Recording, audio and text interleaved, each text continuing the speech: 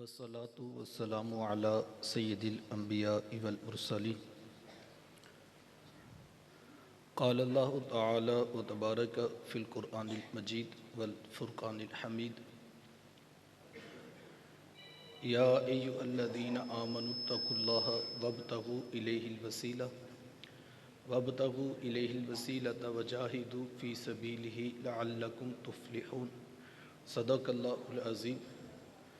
اللهم صل على سيدنا ومولانا محمد وعلى آل سيدنا ومولانا محمد مبارک وسلم. حمد و صلات کے بعد عزتوں کی مسند پر جلوہ فراز عالی مرتبت ذی وقار محترم محتشم قبلہ شیخ الحدیث و تفسیر استاذی و سندی حضرت علامہ مولانا محمد یوسف نقشبندی صاحب زیدہ مجدہ علمہ عملہ عمرہ و شرفہ اور واجب الاحترام ذوی الاحتشام برادران اسلام، السلام علیکم ورحمۃ اللہ وبرکاتہ. بتوفیق باری تعالیٰ مجھے اور آپ کو دارالعلوم مصطفی رضوی میں سالانہ عرس مبارک کی تقریب میں شرکت کا شرف حاصل ہے. دعا گو ہوں کہ اللہ تعالیٰ میری اور آپ کی حاضری کا ایک ایک لمحہ قبول فرمائے اور قابل عمل باتوں پر توفیق عمل نصیب فرمائے. یقیناً اتنی بڑی علمی شخصیت کی موجودگی میں مجھ ناچیز کا کلام کرنا یہ میرے لیے جہاں بہت بڑے اعزاز کی بات ہے، اس کے ساتھ ساتھ یہ بہت بڑا امتحان بھی ہے. امتحان میں تو شاید میں کامیاب نہ ہو سکوں، لیکن یہ اعزاز ساری زندگی میرے ساتھ جڑا رہے گا. اور اتنی بڑی علمی اور روحانی شخصیت کی موجودگی میں میری گفتگو کرنا یقیناً سورج کے سامنے چراغ رکھنے کے مترادف ہے، اور چراغ بھی وہ کہ جو خود سورج کی ہی خیرات کردہ کرنوں سے ٹمٹما رہا ہو. میں دعا گو ہوں کہ اللہ تعالیٰ میرے استاذ المکرم کو صحت و عافیت کے ساتھ لمبی ایمان کی سلامتی کی زندگی نصیب فرمائے. یہ رسمی جملہ نہیں ہوتا، میں ہر سال کہتا ہوں کہ ہم لاہور میں گئے ہیں اور وہاں پر اللہ کی توفیق سے جو اسباب میسر تھے کچھ کام کرنے کا شرف نصیب ہوا. بہت کچھ لاہور میں اللہ نے عطا کیا، لیکن آج بھی لاہور میں جس شخصیت کی صحبت کی کمی محسوس کرتا ہوں وہ قبلہ شیخ الحدیث و تفسیر علامہ محمد یوسف نقشبندی صاحب ہیں.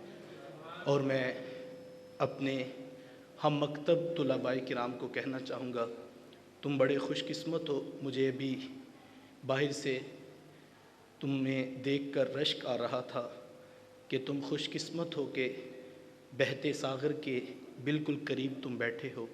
اس ساغر کی، اس شمع کی، اس سورج کی قدر کر لو، تم ساری زندگی فخر کرو گے.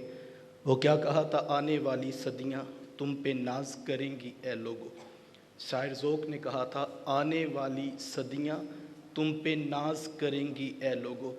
تم نے ذوق کو دیکھا، تم نے ذوق سے باتیں کی ہیں. تو یہ ہمارا فخر ہے، یہ ہمارا اعزاز ہے کہ اتنی بڑی علمی اور روحانی شخصیت کے ساتھ ہمارا ایک ربط اور تعلق قائم ہے. تو بطور حکم میں صرف آیت قرآن کا ایک مفہوم آپ کے سامنے بطور سبق رکھنا چاہوں گا اور آپ کی توجہ چاہوں گا. ارشاد فرمایا، اس کی اگر ایکو آف ہو جائے ایک ساتھ آواز ہو، جزاک اللہ. یا ایھا الذین آمنوا اتقوا اللہ، اے ایمان والو اللہ سے ڈرتے رہو، یعنی تقوی اختیار کرو. وابتغوا الیہ الوسیلہ، اور اس کی طرف وسیلہ تلاش کرو. وجاہدوا فی سبیلہ، اور اس کی راہ میں مجاہدہ کرو. لعلکم تفلحون، تاکہ تم کامیاب ہو سکو. اس آیت کریمہ میں اہل ایمان کو مخاطبت کرتے ہوئے کامیابی کا مکمل نصاب بیان کیا گیا ہے. ذرا خطاب دیکھیے، یا ایھا الذین آمنو، اے ایمان والو۔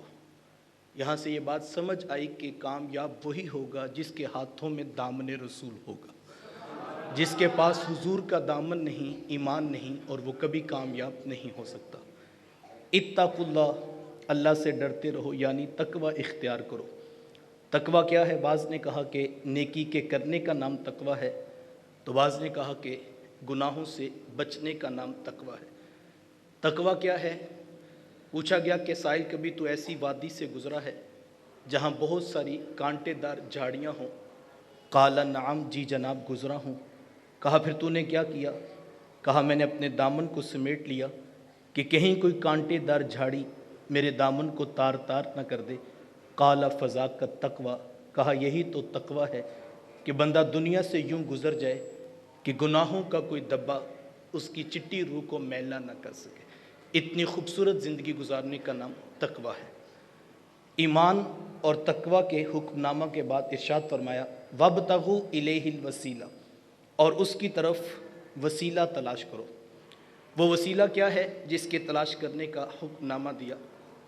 اس پر بس میں آپ کی 2 منٹ توجہ چاہوں گا۔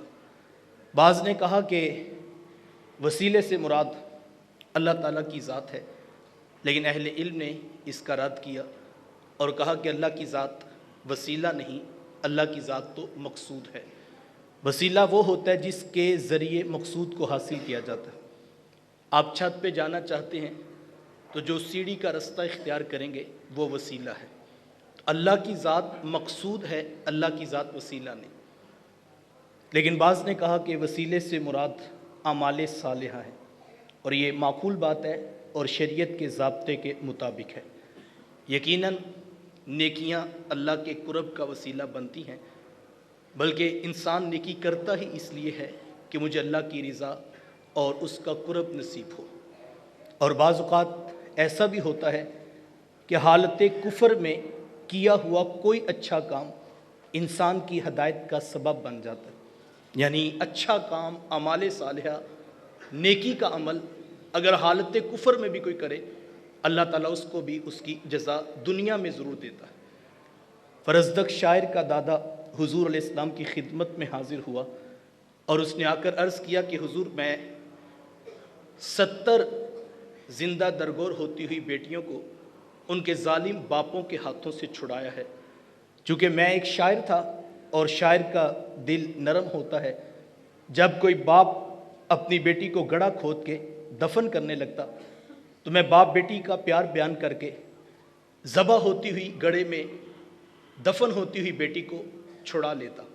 کبھی گابن اونٹنیوں کا لالچ دے کر میں بیٹی کو چھڑا لیتا، کبھی کفالت اپنے ذمہ لے لیتا، اور اس طرح مختلف طریقوں سے میں نے 70 زندہ درگور ہوتی ہوئی بیٹیوں کو ان کے ظالم باپوں کے ہاتھوں سے چھڑایا ہے۔ حضور یہ میں نے ایک اچھا عمل کیا ہے، لیکن کیا زمانہ جاہلیت میں تھا، تو حضور کیا مجھے اس کا بھی کوئی صلہ ملے گا؟ تو میرے حضور مسکرائے اور حضور فرمایا کہ اللہ نے صلہ دے تو دیا ہے کہ تمہیں محمد عربی کا دین عطا کر دیا، تمہیں اللہ نے اپنے رسول کی چوکھٹ عطا کر دی، صلہ تو تمہیں مل چکا ہے۔ تو بعض اوقات ایسا ہوتا ہے حالت کفر میں کیا ہوا اچھا عمل اللہ کو قبول ہو جائے، اللہ کرم فرما دے تو وہ ہدایت کا سبب بن جاتا ہے۔ اس میں کوئی دوسری رائے نہیں کہ نیکیاں بھی انسان کو اللہ کا قرب دیتی ہیں، یہ شریعت کے ضابطوں اور اصول کے مطابق حکم ہے۔ لیکن شیخ محقق نے یہاں بڑی خوبصورت بات لکھی، وہ فرماتے ہیں کہ اگرچہ نیکیاں اللہ کے قرب کا ذریعہ بنتی ہیں، لیکن یہاں پر وسیلے سے مراد اعمال صالحہ نہیں۔ تو سائل نے کہا کہ جب نیکیاں اس کے قرب کا وسیلہ بنتی ہیں تو پھر یہاں پر وسیلے سے مراد نیکیاں کیوں نہیں لی جا سکتی؟ تو شیخ فرمانے لگے کہ ذرا آیت پہ غور کیجئے، پیچھے فرمایا اتقوا اللہ، اللہ سے ڈرتے رہو، یعنی تقوی اختیار کرو۔ تو کوئی شخص اس وقت تک متقی ہوگا ہی نہیں جب تک وہ نیکیاں اختیار نہیں کرے گا۔ تو نیکیوں کا مفہوم تو پیچھے تقوی کے اندر موجود ہے، لہٰذا یہاں وسیلے سے مراد اعمال صالحہ نہیں ہوگا۔ تو سائل نے کہا کہ حضرت یہ بات تو سمجھ آ گئی، یہاں پر وسیلے سے مراد اعمال صالحہ نہیں، تو پھر یہاں وسیلے سے مراد کیا ہے؟ تو شیخ فرمانے لگے کہ یہاں وسیلے سے مراد بیت مرشد کامل ہے۔ کوئی ایسا شخص تم تلاش کرو جو انگلی سے پکڑے اور تمہیں در حبیب تک پہنچا دے۔ یہ وہ مفہوم ہے جس کو بیان کرنے پر بہت ساری طبیعتیں معترض ہو جاتی ہیں اور جھٹ سے جو ہے وہ اس پورے جو ہے وہ فلسفے کا انکار کر دیا جاتا ہے۔ میں آپ کی توجہ چاہوں گا، میں نے جب پہلی مرتبہ اسی مسجد میں گفتگو کی تو 4-6 ماہ مجھے یہاں پر جمعہ پڑھانے کا شرف حاصل ہے، تو ایک دن یہی مفہوم ہم نے بیان کیا تو ایک نوجوان مجھے جمعے کے بعد کہنے لگا کہ میں 6-7 ماہ یہاں جمعہ پڑھا ہے اور بہت کچھ یہاں سے سیکھنے کو مجھے ملا ہے، لیکن آج جو آپ نے خطبہ دیا اور آپ نے کہا ایک پیر ہوتا ہے، ایک بیت ہے اور ایک مرشد ہے، یہ تصوف ہے، تو یہ باتیں میری سمجھ میں نہیں آتی، لہٰذا دوران خطبہ میں نے یہ فیصلہ کر لیا کہ آج کے بعد میں اس مسجد میں نہیں آؤں گا۔ لیکن پھر میرے دل میں خیال آیا کہ جہاں سے اتنا کچھ سیکھا ہے تو جاتے ہوئے میں آپ کا شکریہ ادا کر دوں، تو میں صرف آپ کا شکریہ ادا کرنے کے لیے یہاں رکا ہوں کہ میں نے 4-6 ماہ میں کافی چیزیں سیکھی ہیں، لیکن یہ جو آج آپ نے مفہوم بیان کیا یہ میری عقل سے ورا ہے اور میں اس کو تسلیم نہیں کرتا، لیکن شکریہ ادا کرنے کے لیے میں رکا تھا اور میں نے فیصلہ کیا ہے کہ میں آئندہ اس مسجد میں جمعہ پڑھنے نہیں آؤں گا۔ تو میں نے کہا کہ جانے والے کو روکا تو نہیں جا سکتا، لیکن اگر آپ اجازت دیں تو کیا ہم اس آیت پر گفتگو کر سکتے ہیں؟ تو وہ کہنے لگا کہ وائی ناٹ، آپ بات کیجئے۔ وہ سوٹڈ بوٹڈ نوجوان تھا، لگتا تھا کسی یونیورسٹی کا اسٹوڈنٹ ہے۔ تو میں نے کہا کہ آپ ایک لمحے کے لیے یہ بات بھول جائیے کہ میں نے بھی کوئی بات بیان کی ہے، آپ صرف یہ بتائیں آپ کا موقف کیا ہے۔ تو وہ کہنے لگا کہ میرا سیدھا 2 ٹوک واضح موقف ہے کہ ایک ہوتا ہے قرآن اور ایک ہوتی ہے حدیث، بس یہ 2 چیزیں ہیں، اس کے علاوہ تیسری کوئی چیز نہیں جس کو میں تسلیم کروں، بس دین مکمل ہو گیا، ایک قرآن ہے اور ایک حدیث ہے، اس کے علاوہ میں کسی تیسری چیز کو نہیں مانتا۔ تو میں نے کہا کہ نہیں، کچھ تھوڑی سی گنجائش نکالیں، ایک تیسری چیز ہے جس کو آپ بھی مانتے ہیں۔ تو کہنے لگا نہیں، میں تو 2 چیزوں کو مانتا ہوں، بس ایک قرآن اور ایک حدیث۔ تو میں نے کہا نہیں، ایک تیسری شے بھی ہے جس کو آپ مانتے ہیں، اور اگر میں یہ کہوں کہ اتنا مانتے ہیں کہ آپ قرآن و حدیث بھی اس کے کہنے پہ مانتے ہیں، تو میں نے کہا تیسری ایک شے ہے، ماں کے پیٹ سے کوئی نہیں سیکھ کر آیا تھا کہ ایک ہوتا ہے قرآن اور ایک ہوتی ہے حدیث، تیسرا وہ شخص ہے جس نے آپ کو بتایا ایک ہوتا ہے قرآن اور ایک ہوتی ہے حدیث۔ تو میں نے کہا یہ نہ کہو میں تیسرے کو نہیں مانتا، چوتھے کی بات کرو تو میں بھی آپ کے ساتھ ہوں، لیکن تیسرا ایک شخص آپ کی زندگی میں بھی ہے جس کو آپ اتنا مانتے ہیں کہ میں نے کہا 14 صدیوں میں آپ کسی کو نہیں مانتے اور اس کے کہنے پہ 14 صدیوں کو ٹھکرا کے صرف قرآن اور حدیث کو مانتے ہیں۔ تو میں نے کہا آپ تو میرے سے بھی زیادہ مانتے ہیں۔ تو میں نے کہا یہ بات نہیں ہے، تو اس کو بات سمجھ آ گئی تو مسکرا پڑا۔ تو میں نے کہا اچھا مجھے بتاؤ وہ کون خوش قسمت ہے کہ جس کو آپ اتنا مانتے ہیں کہ اس کے کہنے پہ کسی کو بھی نہیں مانتے ہیں؟ تو کہنے لگا کہ وہ فلاں ڈاکٹر صاحب ہیں اور میں ان کے لیکچر سنتا ہوں۔ تو میں نے کہا بیٹا بس نام کا فرق ہے، آپ سوٹڈ بوٹڈ ہیں، یونیورسٹی میں جاتے ہیں تو آپ ڈاکٹر صاحب کہتے ہیں، آپ کہتے ہیں ہم اسلامک سینٹر جاتے ہیں، آپ کہتے ہیں ہم نے ریسرچ انسٹیٹیوٹ جوائن کیا ہوا ہے۔ یہ مولوی، یہ پیر، یہ بابے میری سمجھ میں نہیں آتے۔ میں نے کہا لفظوں کا فرق ہے، جو سادہ شخص ہے وہ کہتا ہے میں پیر خانے جا رہا ہوں، میں درگاہ پہ جا رہا ہوں، آپ ذرا پڑھے لکھے ہیں تو آپ کہتے ہیں ہم اسلامک سینٹر جاتے ہیں، ناموں کا فرق ہے۔ میں کہ آپ نام کوئی بھی رکھ لیں، آپ مفتی صاحب کہہ لیں، آپ شیخ الحدیث صاحب کہہ لیں، آپ ڈاکٹر کہہ لیں، آپ عالم کہہ لیں، آپ مبلغ کہہ لیں، آپ راہبر کہہ لیں، ہادی کہہ لیں، رہنما کہہ لیں، آپ شیخ طریقت کہہ لیں، راہبر طریقت کہہ لیں، اگر آپ بات سمجھیں تو آپ انجینئر صاحب بھی کہہ لیں، مجھے کوئی اعتراض نہیں، آپ انجینئر صاحب بھی کہہ لیں، لیکن ایسے نہ کریں، جس کو آپ مانتے ہیں وہ ٹھیک ہے، اور آپ اتنا مانتے ہیں کہ 14 صدیوں کے بعد جو آ کے سوشل میڈیا پہ بیٹھا اور اس نے پوری 14 صدیاں غلط قرار دے دی، آپ نے تو میرے سے بھی زیادہ مانا اس کو۔ اور میں نے کہا بس فرق یہ ہے، آپ اس کو اتنا مانتے ہیں کہ اس کے کہنے پہ 14 صدیوں میں کسی کو نہیں مانتے۔ اور میں نے کہا میں جناب ابو بکر صدیق رضی اللہ تعالیٰ عنہ سے لے کر جناب شیخ الحدیث تک ہر اس شخص کو مانتا ہوں جس نے بتایا بیٹا ایک ہوتا ہے قرآن اور ایک ہوتی ہے حدیث۔ اللہ اکبر۔ ہمیں ناز ہے کہ یہ تیسری صف ہے، چوتھی صف نہیں ہے، یہ صف شروع ہوتی ہے جناب ابو بکر صدیق رضی اللہ تعالیٰ عنہ سے۔ انہوں نے پہلے سب سے بتایا لوگوں کو کہ لوگوں ایک ہوتا ہے قرآن اور ایک ہوتی ہے حدیث۔ لوگوں نے کہا ہم زکوٰۃ نہیں دیں گے، کہا ایک رسی کی بھی گنجائش نہیں دوں گا، چونکہ دین مکمل ہو گیا۔ حضرت ابو بکر صدیق رضی اللہ تعالیٰ عنہ سے لے کر یہاں ابو بکر و عمر، عثمان و علی رضی اللہ تعالیٰ عنہ سے یہ سلسلہ شروع ہوتا ہے۔ اور میں اور آپ خوش قسمت ہیں کہ اس پیغام کو ایک ہوتا ہے قرآن اور ایک ہوتی ہے حدیث کبھی امام بخاری نے بتایا تو کبھی امام مسلم نے بتایا، کبھی امام اعظم ابو حنیفہ نے بتایا، اور کبھی کوڑے کھا کھا کے امام احمد بن حنبل بتاتے رہے کہ لوگوں ایک ہوتا ہے قرآن اور ایک ہوتی ہے حدیث۔ اور کبھی داتا گنج بخش علی حجویری نے لاہور میں آ کے بتایا کہ ایک ہوتا ہے قرآن اور ایک ہوتی ہے حدیث، لفظوں کا فرق ہے۔ میں ایک جملہ کہنا چاہوں گا اور یہ میرا سارا خلاصہ ہوگا۔ جو یہ کہتا ہے کہ میں کسی کو نہیں مانتا، جو یہ کہتا ہے کہ میں کسی کو نہیں مانتا، وہ بھی کسی کو مان کر کہتا ہے کہ میں کسی کو نہیں مانتا۔ کیسی عجیب بات ہے، جو کام تم خود کرو، جو کام تم خود کرو اس پہ دوسروں کو مشرک ہونے کا طعنہ دو۔ تو کمال ہے آپ کا جو چاہے ذوق آئے آپ کر لیں، آپ تحقیق کا نام دے لیں، آپ صفحے پڑھ کے آرٹیکل کے نمبر دے دیں۔ سادہ لوگ تھے وہ کہتے تھے مسئلہ نمبر 2، آپ کہتے ہیں پیپر پبلش ہوا آرٹیکل نمبر۔ تو لفظوں کا فرق ہے صاحب، لفظوں کے بدلنے سے حقیقتیں نہیں بدلتی۔ آپ شراب کے اوپر روح افزا کا لیبل لگا لیں تو شراب شراب رہتی ہے، روح افزا کے اوپر شراب کا بھی لیبل لگائیں تو وہ روح افزا ہی رہتا ہے، چیزیں نہیں بدل سکتی۔ جو یہ کہتا ہے میں کسی کو نہیں مانتا، وہ بھی کسی کو مان کر کہتا ہے میں کسی کو نہیں مانتا۔ تو لہٰذا یہ فلسفہ ہی رد ہوتا ہے۔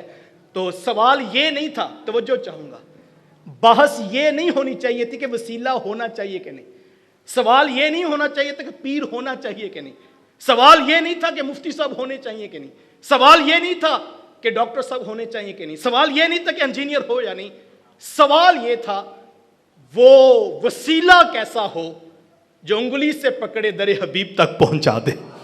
بحث اس پہ ہونی چاہیے کہ وہ ہونا کیسا چاہیے۔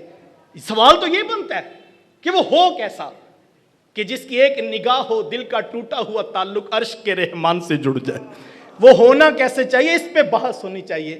اور میرے امام احمد رضا خان فاضل بریلوی علیہ رحمت سے پوچھئے کہ وہ شیخ طریقت، وہ راہبر مرشد اور راہبر اور مرشد اور ہادی ہونا کیسے چاہیے۔ میرے امام نے 4 خوبیاں بیان کی اور کہا جس شخص میں یہ 4 خوبیاں ہوں آپ اس کی بیعت کیجئے اور آپ کو ہدایت کا نور ملے گا۔ سب سے پہلی بات میرے امام نے کہی کہ اس کے عقائد و نظریات 100% شریعت اسلامیہ کی مطابقت میں ہوں، ایک رائی کے دانے کے برابر بھی گنجائش نہیں۔ کیوں؟ اس لیے کہ جو عقائد ہیں اعمال کی سند عقائد کی سند کے ساتھ ہے۔ دوسری بات میرے امام نے فرمایا کہ وہ اعلانیہ گناہ نہ کرتا ہو۔